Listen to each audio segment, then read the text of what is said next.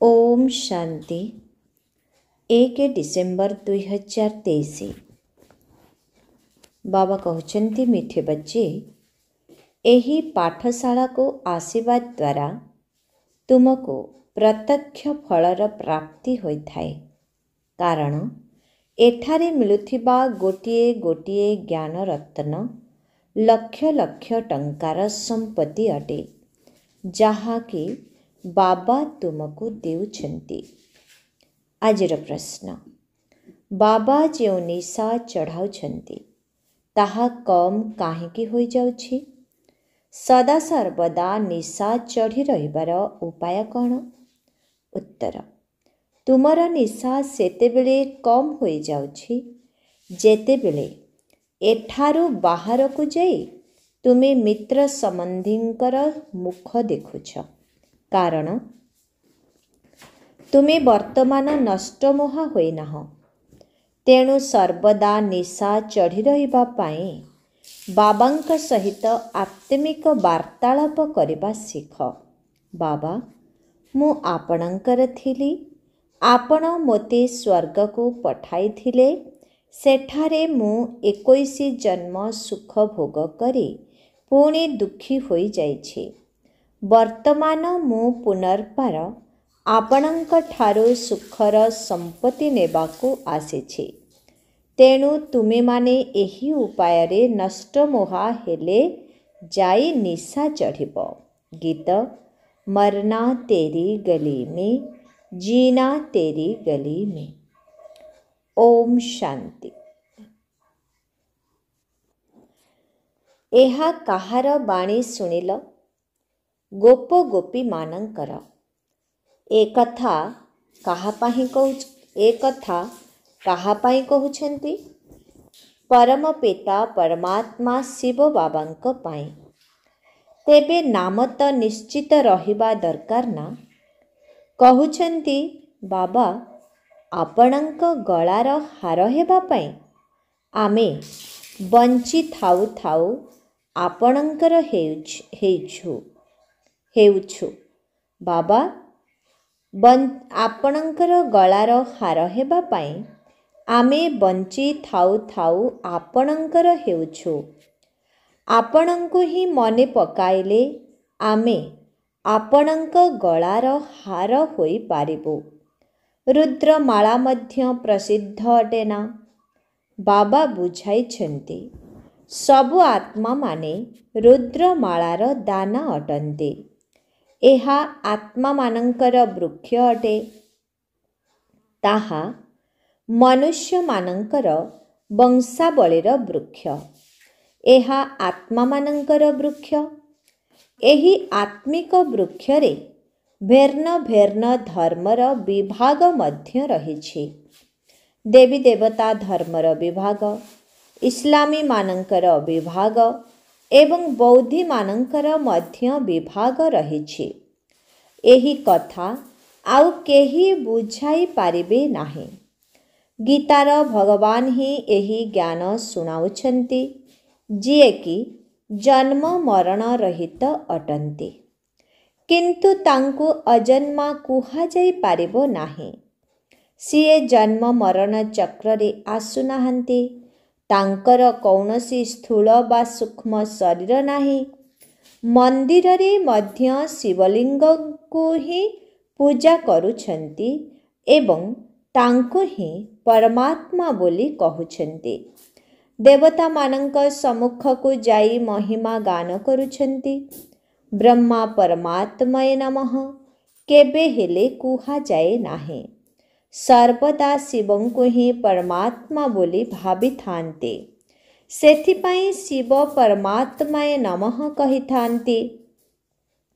शिवंकर निवास ब्रह्मलोक, ब्रह्मांकर सूक्ष्मलोक एवं एहा हेला स्थूल लोक, जेउठी प्रजापिता ब्रह्मा अछन्ति।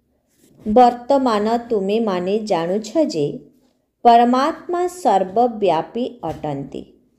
एठारे सेही ज्ञान नाही। जदि एहांक भितरे भी परमात्मा अछन्ति, तेबे एहांको अर्थात ब्रह्मांको मध्य परमात्मा नमः कुहाजिब। किंतु परमात्मा ब्रह्मांकर शरीरे आसुथिले मध्य ब्रह्मा परमात्माय नमः कही न थांते। वास्तवरे महान आत्मा पुण्य आत्मा पाप आत्मा यही शब्द कुहा जाए, किंतु महान परमात्मा बोली कुहा जाए नाही। पुण्य परमात्मा बा पाप परमात्मा एभली शब्द नाही। तेणु एहा तो सबु बुझिबार कथा। केवल तुमे पिलामाने ही जानिछ जे एही पाठशाला को आसीबा द्वारा प्रत्यक्ष फल प्राप्ति होई थाए। एही पाठ पढ़ा द्वारा आमे भविष्यतरे देवी देवता हेबो, ए कथा आउ केही कहि पारिबे नाही। मनुष्यरु देवता तुमे माने ही हेउछ। तेबे देवता मानंक भितरे लक्ष्मी नारायण प्रसिद्ध अटंती।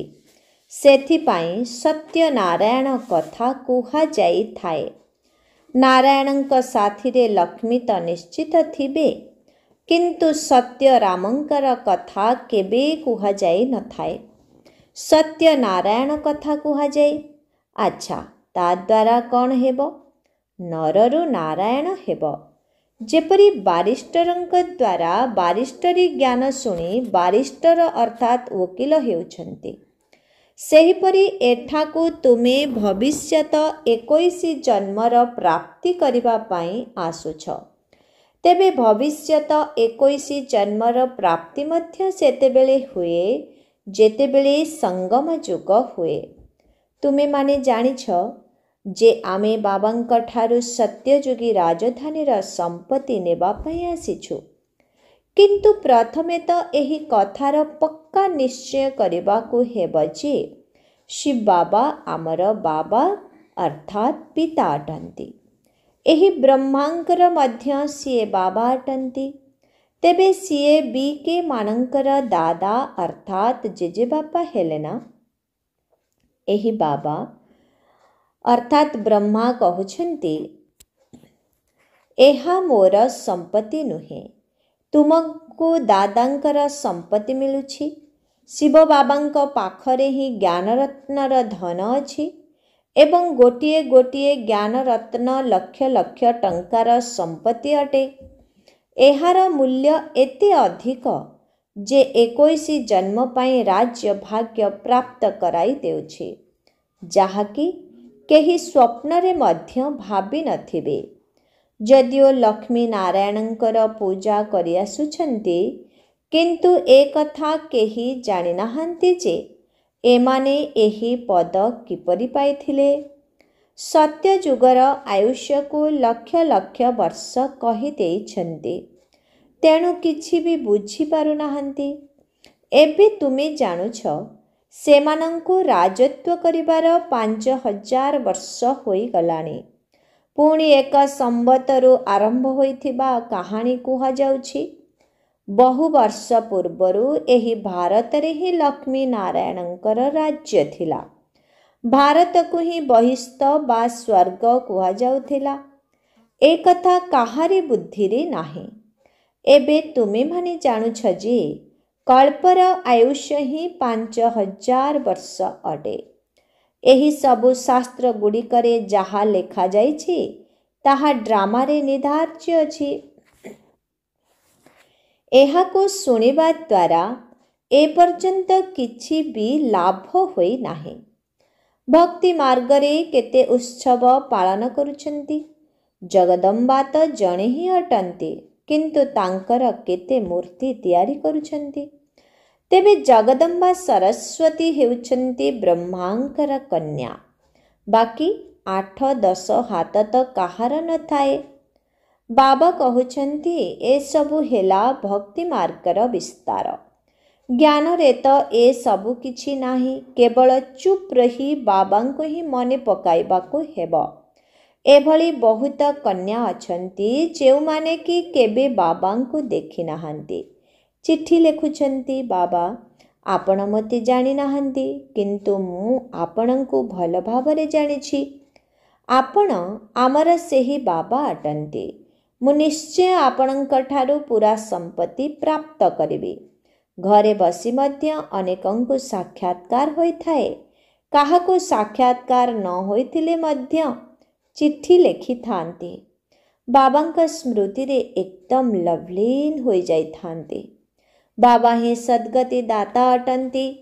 ତେଣୁ ତାଙ୍କୁ କେତେ ସ୍ନେହ କରିବା ଉଚିତ। ମାତା ପିତାଙ୍କ ସହିତ ପିଲାମାନେ ପୁରା ଯୋଡ଼ି ହୋଇଥାନ୍ତି। କାହିଁକି ନା ମାତା ପିତା ପିଲାମାନଙ୍କୁ ବହୁତ ସୁଖ ଦେଇଥାନ୍ତି। କିନ୍ତୁ ଆଜିକାଲି ମାତା ପିତା ପିଲାମାନଙ୍କୁ କୌଣସି ସୁଖ ଦେଉନାହାନ୍ତି, ବରଂ ଆହୁରି ବିକାରୀ କରାଇ ଦେଉଛନ୍ତି। ବାବା କହୁଛନ୍ତି, ଯାହା ବିତିଗଲା ତାକୁ ଭୁଲିଯାଅ। ଏବେ ତୁମମାନଙ୍କୁ ଶିକ୍ଷା ମିଳୁଛି, ପିଲାମାନେ କାମ ବିକାରର କଥା ଛାଡ଼ି ପବିତ୍ର ହୁଅ। କାହିଁକି ନା ଏବେ ତୁମକୁ କୃଷ୍ଣପୁରୀକୁ ଯିବାକୁ ହେବ। କୃଷ୍ଣଙ୍କର ରାଜ୍ୟ ତ ସତ୍ୟ ଯୁଗରେ ହିଁ ହେବ। ମନୁଷ୍ୟମାନେ କୃଷ୍ଣଙ୍କୁ ଦ୍ୱାପର ଯୁଗକୁ ନେଇଯାଇଛନ୍ତି। ଏପରି କ'ଣ ହୋଇପାରିବ ଯେ ସତ୍ୟ ଯୁଗର ରାଜକୁମାର ଦ୍ୱାପର ଯୁଗରେ ଆସି ଗୀତା ଶୁଣାଇବେ? ଶ୍ରୀକୃଷ୍ଣଙ୍କୁ ତ ଶ୍ରୀ ନାରାୟଣ ହୋଇ ସତ୍ୟ ଯୁଗରେ ରାଜତ୍ୱ କରିବାକୁ ପଡ଼ିବ। ଭଗବାନ ଉବାଚ, ଏହି ସମୟରେ ସବୁ ମନୁଷ୍ୟ ଆସୁରୀ ସ୍ୱଭାବ ଯୁକ୍ତ ହୋଇଯାଇଛନ୍ତି। ଏମାନଙ୍କୁ ଦୈବୀ ସ୍ୱଭାବ ଯୁକ୍ତ କରିବା ପାଇଁ ଗୀତାର ଭଗବାନ ଆସିଛନ୍ତି। କିନ୍ତୁ ଗୀତାରେ ପିତାଙ୍କର ନାମ ପରିବର୍ତ୍ତେ ସନ୍ତାନର ନାମ ଲେଖିଦେଇଛନ୍ତି ଏବଂ ତାଙ୍କୁ ପୁଣି ଦ୍ୱାପର ଯୁଗକୁ ନେଇଯାଇଛନ୍ତି। ଏହା ମଧ୍ୟ ବହୁତ ବଡ଼ ଭୁଲ। ତେବେ ଏହାଦ୍ୱାରା ତ ଯାଦବ ଏବଂ ପାଣ୍ଡବମାନଙ୍କର ସମ୍ବନ୍ଧ ପ୍ରମାଣିତ ହୋଇପାରିବ ନାହିଁ। ତେଣୁ ବାବା କହୁଛନ୍ତି, ପିଲାମାନେ, ତୁମେମାନେ ତ ଉଚ୍ଚ ଦୈବୀ କୁଳର ଥିଲ, ପୁଣି ତୁମର ଏଭଳି ଅବସ୍ଥା କାହିଁକି ହେଲା? ଏବେ ମୁଁ ପୁନର୍ବାର ତୁମକୁ ଦେବତା କରୁଛି। ମନୁଷ୍ୟ ମନୁଷ୍ୟକୁ ସ୍ୱର୍ଗର ରାଜା କରିପାରିବେ ନାହିଁ। ମନୁଷ୍ୟ କ'ଣ କେବେ ସ୍ୱର୍ଗର ସ୍ଥାପନା କରିପାରିବେ? ଆମକୁ ପରମାତ୍ମା କହିବା କେତେ ବଡ଼ ଭୁଲ। ଆତ୍ମାକୁ ପରମାତ୍ମା କହିବା କେତେ ବଡ଼ ଭୁଲ କଥା। ସନ୍ନ୍ୟାସୀମାନେ ତ ମନୁଷ୍ୟରୁ ଦେବତା କରିପାରିବେ ନାହିଁ। ଏହା ତ ଏକମାତ୍ର ବାବାଙ୍କର ହିଁ କର୍ତ୍ତବ୍ୟ। ଆର୍ଯ୍ୟ ସମାଜୀ କେବଳ ଆର୍ଯ୍ୟ ସମାଜୀ ହିଁ କରାଇବେ। ଖ୍ରୀଷ୍ଟିଆନ ମଧ୍ୟ ଖ୍ରୀଷ୍ଟିଆନ ହିଁ କରିବେ। ସେହିଭଳି ତୁମେ ଯାହାଙ୍କ ପାଖକୁ ଯିବ ସିଏ ତାଙ୍କ ଭଳି ହିଁ କରିବେ। ତେବେ ଦେବତା ଧର୍ମ ସତ୍ୟ ଯୁଗରେ ହିଁ ହେବ। ସେଥିପାଇଁ ବାବାଙ୍କୁ ସଙ୍ଗମ ଯୁଗରେ ଆସିବାକୁ ପଡ଼ିବ। ଏହା ମହାଭାରତ ଯୁଦ୍ଧ ଅଟେ, ଯେଉଁ ଯୁଦ୍ଧ ଦ୍ୱାରା ତୁମେ ବିଜୟୀ ହେବ। ବିନାଶ ପରେ ତୁମର ଜୟ ଜୟକାର ହେବ। ତୁମେମାନେ ଜାଣିଛ, ବିନାଶ ମଧ୍ୟ ନିଶ୍ଚିତ ହେବ। ଆଜି ଯଦି କିଏ ଗାଦିରେ ବସିଛନ୍ତି, କାଲି ତାଙ୍କୁ ଗାଦିଚ୍ୟୁତ କରିବା ପାଇଁ କ'ଣ ସମୟ ଲାଗୁଛି? ତେବେ ଏହାକୁ କ'ଣ ସ୍ୱର୍ଗ ବୋଲି କହିବା? ଏହା ତ ପୁରା ନର୍କ ଦୁନିଆ। ଏହାକୁ ସ୍ୱର୍ଗ ବୋଲି କହିବା ଭୁଲ କଥା। ବର୍ତ୍ତମାନ ମନୁଷ୍ୟମାନେ କେତେ ଦୁଃଖୀ ହୋଇଯାଇଛନ୍ତି। ଆଜି ଯଦି କେହି ଜନ୍ମ ହେଉଛି ତେବେ ଖୁସି ହେଉଛନ୍ତି, ପୁଣି କାଲି ଯଦି ମରିଗଲା ତେବେ ଦୁଃଖୀ ହୋଇଯାଉଛନ୍ତି। ଏଠାରେ ତ ସମସ୍ତଙ୍କଠାରୁ ନଷ୍ଟ ମୋହ ହେବାକୁ ପଡ଼ିବ, ନଚେତ୍ ବାବା ସେବା କରିବା ପାଇଁ କେବେ ବି କହିବେ ନାହିଁ। ବାବା କହୁଛନ୍ତି, ମୁଁ ତ ନଷ୍ଟ ମୋହ ଅଟେ। କୌଣସି ଜିନିଷରେ ମୋହ କାହିଁକି ରଖିବି? ମୁଁ କ'ଣ ଗୃହସ୍ଥୀ ହୋଇଛି କି? ତୁମେ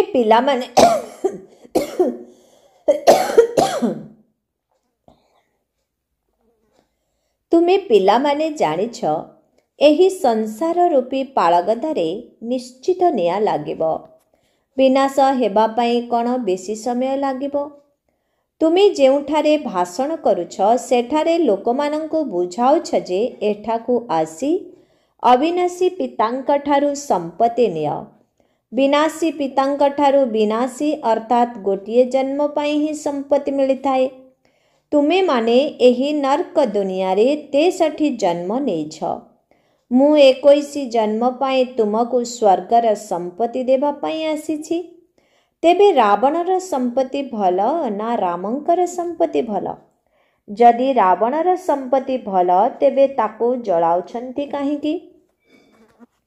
ଶିବ ବାବାଙ୍କୁ ତୁମେ କ'ଣ କେବେ ଜଳାଉଛ କି? କୃଷ୍ଣଙ୍କୁ କ'ଣ ଜଳାଉଛନ୍ତି କି? ଏମାନେ ତ ସମସ୍ତେ ରାବଣ ସମ୍ପ୍ରଦାୟ, କାରଣ ବିକାରର ଜନ୍ମ ନେଉଛନ୍ତି। ତେଣୁ ଏହା ହେଉଛି ବେଶ୍ୟାଳୟ, ବିଷୟ ସାଗର ଏବଂ ସତ୍ୟଯୁଗ ନିର୍ବିକାରୀ ଶିବାଳୟ, ଅମୃତର ସାଗର। ବାବା କହୁଛନ୍ତି ଏହା ହେଉଛି ବେଶ୍ୟାଳୟ, ବିଷୟ ସାଗର ଏବଂ ସତ୍ୟଯୁଗ ନିର୍ବିକାରୀ ଶିବାଳୟ, ଅମୃତର ସାଗର। ସେଥିପାଇଁ ବିଷ୍ଣୁଙ୍କୁ କ୍ଷୀର ସାଗରରେ ଶୟନ କରିଥିବାର ଦେଖାଇଛନ୍ତି। ତେବେ କ୍ଷୀରର ସାଗର କ'ଣ କେବେ ସମ୍ଭବ? କ୍ଷୀର ତ ଗାଈଠାରୁ ମିଳିଥାଏ। ବର୍ତ୍ତମାନ କହୁଛନ୍ତି ଯେ ଈଶ୍ୱର ସର୍ବବ୍ୟାପୀ ଅଟନ୍ତି, ତେଣୁ ନିଜକୁ ଶିବ ବୋଲି କହୁଛନ୍ତି। କାହିଁକି ନା ନିଜେ ପବିତ୍ର ରହୁଛନ୍ତି, ଅନ୍ୟକୁ କହିପାରିବେ ନାହିଁ ଏବଂ କହୁଛନ୍ତି ଯେ ତୁମ ଭିତରେ ଈଶ୍ୱର ଅଛନ୍ତି, ତୁମ ଭିତରେ ନାହାନ୍ତି, କାହିଁକି ନା ତୁମେ ପତିତ ଅଟ। ଆତ୍ମା କହୁଛି ମୁଁ ଏବେ ପରମ ପିତା ପରମାତ୍ମାଙ୍କ ଦ୍ୱାରା ପବିତ୍ର ହେଉଛି ଏବଂ ପବିତ୍ର ହୋଇ ସତ୍ୟଯୁଗରେ ରାଜତ୍ୱ କରିବି। ତୁମେମାନେ ଅନେକ ଥର ବାବାଙ୍କ ଠାରୁ ସମ୍ପତ୍ତି ନେଇଛ, ପୁଣି ହରାଇଛ। ଏହି ଡ୍ରାମାର ଚକ୍ର ତୁମ ବୁଦ୍ଧିରେ ଭଲ ଭାବରେ ଧାରଣା ହୋଇଗଲାଣି। ବାବା ବୁଝାଉଛନ୍ତି ତୁମେ ସମସ୍ତେ ହେଲ ପାର୍ବତୀ, ମୁଁ ହେଉଛି ଏକମାତ୍ର ଶିବ। ତେବେ ଅମର କଥା ଇତ୍ୟାଦି ସବୁ ଏଠିକାର କଥା। ସୂକ୍ଷ୍ମ ଲୋକରେ ତ କୌଣସି କଥା ଶୁଣାଇବା କାର୍ଯ୍ୟ ହୋଇନଥାଏ। ବାବା ତୁମକୁ ଅମରପୁରୀର ମାଲିକ କରିବା ପାଇଁ ଅମର କଥା ଶୁଣାଉଛନ୍ତି। ସତ୍ୟଯୁଗ ହେଉଛି ଅମର ଲୋକ, ସେଠାରେ ସୁଖ ହିଁ ସୁଖ ରହିଛି। ଏହି ମୃତ୍ୟୁ ଲୋକରେ ଆଦି ମଧ୍ୟ ଅନ୍ତ ଦୁଃଖ ରହିଛି। ବାବା କେତେ ଭଲ ଭାବରେ ବୁଝାଉଛନ୍ତି। ଯେଉଁମାନେ କଳ୍ପ ପୂର୍ବରୁ ବାବାଙ୍କ ଠାରୁ ସମ୍ପତ୍ତି ନେଇଥିଲେ, ସେହିମାନଙ୍କର ହିଁ ବର୍ତ୍ତମାନ ପୁରୁଷାର୍ଥ ଚାଲୁଛି। ବର୍ତ୍ତମାନ ସମୟ ପର୍ଯ୍ୟନ୍ତ ସେବା କାର୍ଯ୍ୟ ଯେତିକି ଅଗ୍ରଗତି କରିଛି, କଳ୍ପ ପୂର୍ବରୁ ମଧ୍ୟ ସେତିକି କରିଥିଲା। ଯଦିଓ ବାବା କହୁଛନ୍ତି ଯେ ତୁମେ ତୀବ୍ର ଗତିରେ ସେବା କରୁନାହଁ, କିନ୍ତୁ ଏକଥା ମଧ୍ୟ ବୁଝାଉଛନ୍ତି ଯେ କଳ୍ପ ପୂର୍ବରୁ ତୁମେମାନେ ଯେଉଁଭଳି ଭାବରେ ସେବା କରିଥିଲ, ସେହିଭଳି ଭାବରେ ହିଁ କରୁଛ। ତଥାପି ବି ତୁମକୁ ପୁରୁଷାର୍ଥ କରିବା ଉଚିତ।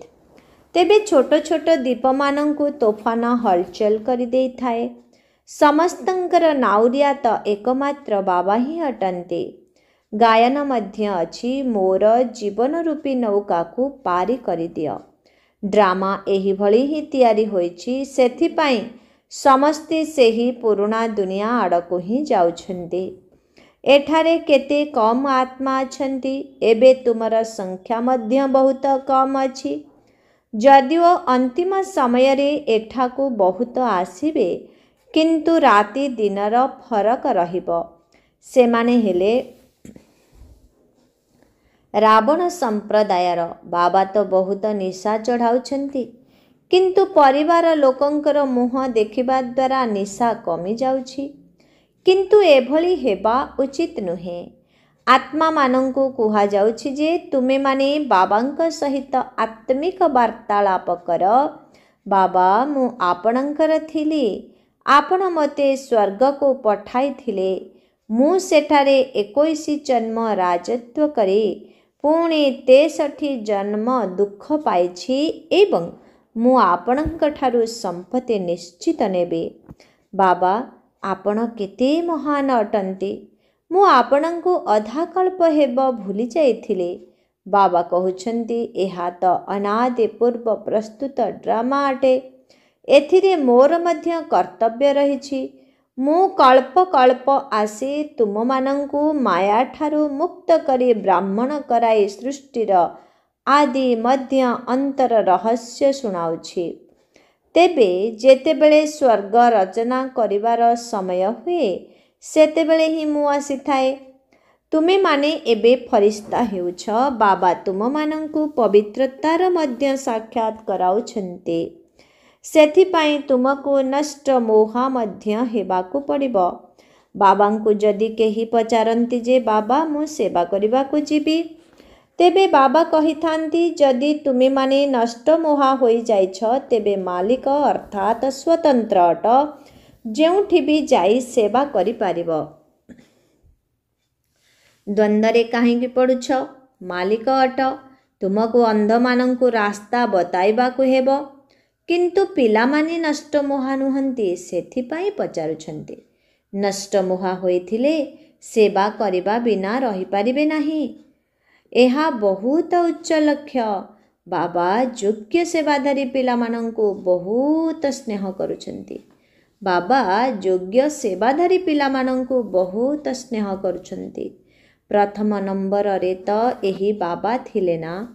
ତ୍ୟାଗ ତ ସମସ୍ତେ କରୁଛନ୍ତି, କିନ୍ତୁ ଏହାଙ୍କର ନାମ ପ୍ରଥମରେ ରହିଛି। ବାବା କହୁଛନ୍ତି ଦେହୀ ଅଭିମାନୀ ହୁଅ, ଅର୍ଥାତ୍ ନିଜକୁ ଅଶରୀରୀ ମନେକର। ବେହଦର ବାବା ତୁମମାନଙ୍କୁ 21 ଜନ୍ମର ସମ୍ପତ୍ତି ଦେଉଛନ୍ତି। ଆଚ୍ଛା, ସେ ଆସିବେ କିପରି? ଶାସ୍ତ୍ରରେ ମଧ୍ୟ ଅଛି, ବ୍ରହ୍ମାଙ୍କ ମୁଖ ଦ୍ୱାରା ରଚନା କରୁଛନ୍ତି, ତେବେ ନିଶ୍ଚିତ ବ୍ରହ୍ମାଙ୍କ ଶରୀରରେ ହିଁ ଆସିବେ ଏବଂ ବ୍ରହ୍ମାଙ୍କୁ ହିଁ ପ୍ରଜାପିତା କୁହାଯାଉଛି।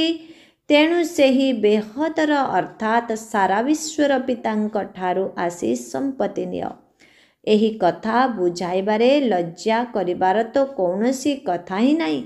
ଆଚ୍ଛା, ମିଠେ ମିଠେ ଶିଖିଲ ଦେ ସନ୍ତାନମାନଙ୍କ ପ୍ରତି ମାତା ପିତା ବାପଦାଦାଙ୍କର ମଧୁର ସ୍ନେହ ଭରା ସ୍ମୃତି ଏବଂ ସୁପ୍ରଭାତ। ଆତ୍ମିକ ପିତାଙ୍କର ଆତ୍ମିକ ସନ୍ତାନମାନଙ୍କୁ ନମସ୍ତେ। ଆତ୍ମିକ ସନ୍ତାନମାନଙ୍କର ଆତ୍ମିକ ପିତାଙ୍କୁ ଓମ୍ ଶାନ୍ତି। ନମସ୍ତେ ନମସ୍ତେ ନମସ୍ତେ। ଶୁକ୍ରିୟା ବାବା, ଶୁକ୍ରିୟା। ଓମ୍ ଶାନ୍ତି। ଧାରଣା ପାଇଁ ମୁଖ୍ୟ ସାର 1 ନମ୍ବର, ବ୍ରହ୍ମା ବାବାଙ୍କ ସମାନ ତ୍ୟାଗ କରିବାରେ ଆଗ ଧାଡ଼ିରେ ରହିବାକୁ ହେବ। ରୁଦ୍ରଙ୍କର ଗଳାର ହାର ହେବା ପାଇଁ ବଞ୍ଚିଥିବା ଅବସ୍ଥାରେ ହିଁ ସ୍ୱାହା ହେବାକୁ ପଡ଼ିବ।